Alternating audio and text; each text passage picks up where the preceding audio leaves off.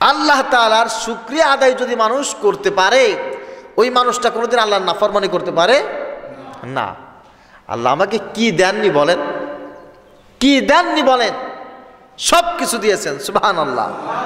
না চাইতেই যিনি সব কিছু দিয়েছেন তিনি হচ্ছেন আল্লাহ, তিনি আমার রব। অনেকের চিন্তা ভাবনা থাকে এমন, এই সব কিছু যে আল্লাহ দিয়েছেন তার মানে কি?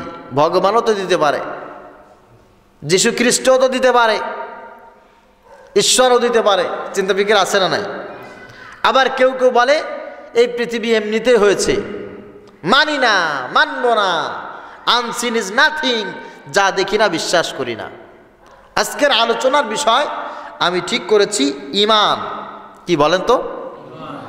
আজকের আলোচনার বিষয় হচ্ছে ঈমান। ঈমান জান্নাতের চাবি, সুবহানাল্লাহ। ঈমান কি বলেন? ঈমান কি? জান্নাতের চাবি, জান্নাতের সার্টিফিকেট হচ্ছে ঈমান। হবে ইনশাআল্লাহ, ইনশাআল্লাহ।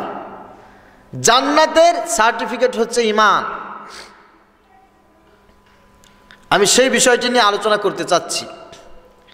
প্রথমে জবাব দেই, যারা বলে আনসিন ইজ নাথিং, যা দেখি না বিশ্বাস করি না, সৃষ্টিকর্তা বলে কিছু নেই, আমি আপনাদেরকে প্রশ্ন করব, একটু দিমাগ খাটায় উত্তর দেওয়ার চেষ্টা করবেন।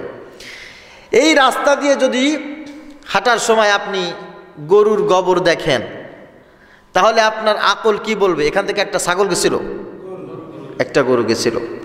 যদি আপনি ছাগলের লেদি দেখেন, তাহলে কি মনে করবেন? এখান থেকে কি গেছিল? ছাগল গেছিল। যদি আপনি মুরগির বিষ্ঠা দেখেন, হাঁসের বিষ্ঠা দেখেন, তাহলে আপনি কি ধারণা করবেন? কি গেছিল এখান থেকে? হাঁস মুরগি একটা কিছু গেছিল। অর্থাৎ মানুষকে দিমাগে আল্লাহ রাব্বুল আলামিন এতটুকু বোঝার ক্ষমতা দিয়েছেন, রাস্তা দিয়ে যদি কোনো কিছুর আলামত পাওয়া যায়, তাহলে মনে করতে হবে এখান থেকে সেই প্রাণীটা হেঁটে গেছে। অর্থাৎ শুধু শুধু এই জিনিসটা এখানে আসেনি। এত বড় আসমান যিনি বানিয়েছেন, জমিন যিনি বানিয়েছেন, গাছ, তরুলতা, বৃক্ষ, রাজি, দেখি না দেখি কত মাখলুক এই পৃথিবীতে সৃষ্টি হয়েছে, সৃষ্টি করা হয়েছে। এত কিছু যেহেতু আছে, এর পিছনে একজন কারিগরও সুবহানাল্লাহ বলতে ইচ্ছা করে না? তাহলে যারা বলে যা দেখি না বিশ্বাস করি না, তুমি তো দেখো না এখান থেকে একটা ছাগল গেছিল, বিশ্বাস করলা কেন? তুমি তো দেখো না একটা গরু গেছে, যায় নাই, গেছিল, তুমি দেখো নাই, বিশ্বাস করলে কেন? আকল আস, বিবেক দিয়েছেন মালিক, বিবেক খাটাইলেই বুঝা যায় বিশ্বের মহা বিশ্বয় একজন স্রষ্টা, তিনি অবশ্যই আছেন। তিনি কে? আল্লাহ সুবহানাহু ওয়া তাআলা। যারা বলে, খ্রিস্টানেরা বলে স্রষ্টা তিনজন। কয়জন বলে? স্রষ্টা তিনজন তারা বলে। তাদের কথার ব্যাখ্যা হচ্ছে, স্রষ্টা যদি তিনজন হয়, এই পৃথিবীতে আপনারা মানুষের দিকে তাকিয়ে দেখেন, এই পৃথিবীতে কোনো রাজ্য একজন রাজা চালিয়েছে, প্রধানমন্ত্রী চালিয়েছে, পরের জন এসে হুবহু সেইভাবে চালিয়েছে, এমন কোনো নজির নাই।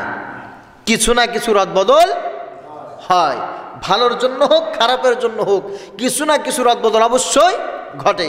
হযরত উমর, হযরত আবু বকর, উসমান, আলী রিদওয়ানুল্লাহি তাআলা আলাইহিম আজমাইন, তারা প্রত্যেকেই খোলাফায়ে রাশেদা ছিলেন।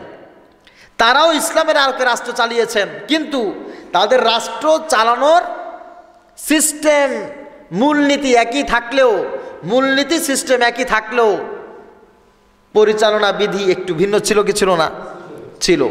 হযরত উসমান রাদিয়াল্লাহু তাআলা আনহু যে কয়জন সোলজার ব্যবহার করেছেন, হযরত আলী তার চাইতে বেশি করেছেন, হযরত উমর একটু কম করেছেন, হযরত আবু বকর তার চাইতে একটু কম করেছেন। রাষ্ট্র পরিচালনার নিয়ম নীতি একটু আলাদা আলাদা ছিল। মহাবিশ্বের এই বিশ্বয় যদি তিনজন স্রষ্টা থাকে, এটা ধরেই নিতে হবে যে কেউ বলবে যে আমার অনুকূলে কয়দিন চলুক, আর